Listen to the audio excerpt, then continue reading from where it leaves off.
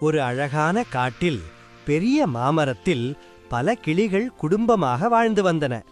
அவை தினமும் ஒன்றாக பறந்து சென்று பழங்கள் சேகரித்து மகிழ்ச்சியாக பகிர்ந்து சாப்பிடும்.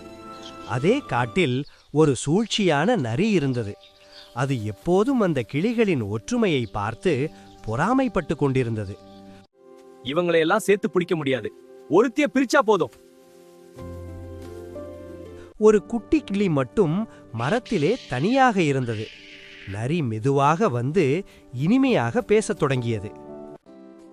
குட்டி கிளியே, நீ ஏன் இப்படி கூட்டத்தோட இருக்கணும்? நான் உன்னை ஒரு ரகசியமான பழத்தோட்டத்துக்கு கூட்டிட்டு போறேன். அங்க உனக்கு சுவையான பழங்கள் கிடைக்கும். குட்டி கிளி குழம்பியது. உண்மையாவா என்று கேட்டது. ஆமா, நீ மட்டும் ஸ்பெஷல் என்று நரி சிரித்தது. குட்டி கிளி ஒரு நிமிடம் நான் யோசித்தது. மட்டும் நல்லா வாழலாம், பிற கிளிகளிட்ட சொல்லாம போயிடலாமே என்று சுயநலமாக நினைத்தது. அது நரியுடன் பறந்து சென்றது. காட்டின் நடுவில் சென்றதும் நரி திடீரென்று சிரித்தது. உன்ன மாதிரி கூட்டத்தை கைவிடுறவங்களை ஏமாத்துறது ரொம்ப சுலபம்.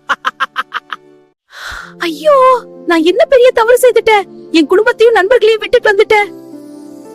அந்த சத்தம் கேட்டு மற்ற கிளிகள் எல்லாம் கூட்டமாக பறந்து வந்தன. அவை சேர்ந்து நரியை பயமுறுத்தி ஓட்டின. குட்டி கிளி தன் தவறை உணர்ந்து, இனிமேல் நான் ஒருபோதும் சுயநலமாக யோசிக்க மாட்டேன். ஒற்றுமையா இருப்பதுதான் பாதுகாப்பு. அனைத்து கிளிகளும் மகிழ்ச்சியாக மீண்டும் ஒன்றாக வாழத் தொடங்கின.